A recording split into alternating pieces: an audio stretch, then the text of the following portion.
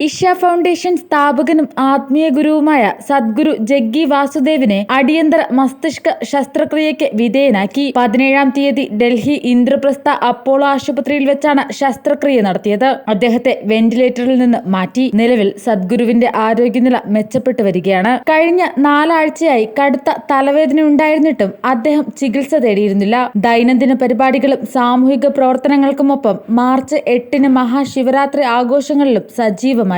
അദ്ദേഹം സുഖം പ്രാപിച്ചു വരുന്നതായി ഇഷ ഫൗണ്ടേഷൻ വാർത്താക്കുറിപ്പിൽ വ്യക്തമാക്കി. സദ്ഗുരുവിന്റെ ജീവനും തന്നെ ഭീഷണിയായേക്കാമായിരുന്ന മസ്തിഷ്ക രക്തസ്രാവത്തെ തുടർന്നാണ് അടിയന്തര ശസ്ത്രക്രിയ ആവശ്യമായി വന്നത്. അതിനുശേഷം ആരോഗ്യനിലയിൽ പുരോഗതി ഉണ്ടായതായി ഡോക്ടർമാരുടെ സംഘം അറിയിച്ചു എന്നാണ് സദ്ഗുരുവിനെ ചികിത്സിച്ച അപ്പോളോ ആശുപത്രിയിലെ ഡോക്ടർ വിനീത് സുരി എക്സിൽ വിശദീകരിച്ചത്. കഴിഞ്ഞ 4 ആഴ്ചയായി കടുത്ത തലവേദന ഉണ്ടായിരുന്നു. എന്നാൽ അത് കാര്യമാക്കാതെ സ്ഥിരം പ്രവർത്തനങ്ങളിൽ മുഴുകി. ശിവരാത്രി ദിവസത്തിൽ രാത്രി മുഴുവൻ നീണ്ടുനിന്ന പ്രത്യേക ആഘോഷ പരിപാടികളും സംഘടിപ്പിച്ചിരുന്നു. മാർച്ച് 14-ന് ഡൽഹിയിലെത്തിയപ്പോഴാണ് തലവേദന കൂടുതൽ രൂക്ഷമായത്. തുടർന്ന് ഡൽഹി ഇന്ദ്രപ്രസ്ഥ അപ്പോളോ ആശുപത്രിയിലെ ഡോക്ടർ വിനീത് സുരിയുടെ നിർദ്ദേശപ്രകാരം MRI സ്കാനിന് വിധേയനായപ്പോഴാണ് തലച്ചോറിൽ വലിയ രക്തസ്രാവമുണ്ടെന്ന് കണ്ടെത്തിയത്. എന്നാൽ ചില ജോലികൾ കൂടി പൂർത്തിയാക്കാനുണ്ടെന്ന് പറഞ്ഞ് സദ്ഗുരു ആശുപത്രിയിൽ അഡ്മിറ്റാകാൻ തയ്യാറായില്ല. മാർച്ച് 17-ന് അവസ്ഥ കൂടുതൽ മോശമാകുകയും ഇടത്തെ കാലിന് തളർച്ച അനുഭവപ്പെടുകയും ചെയ്തു. തലവേദന കൂടി ഛർദിയും തുടങ്ങി. ഒടുവിൽ ആശുപത്രിയിൽ പ്രവേശിപ്പിച്ച് CT സ്കാൻ എടുത്തപ്പോൾ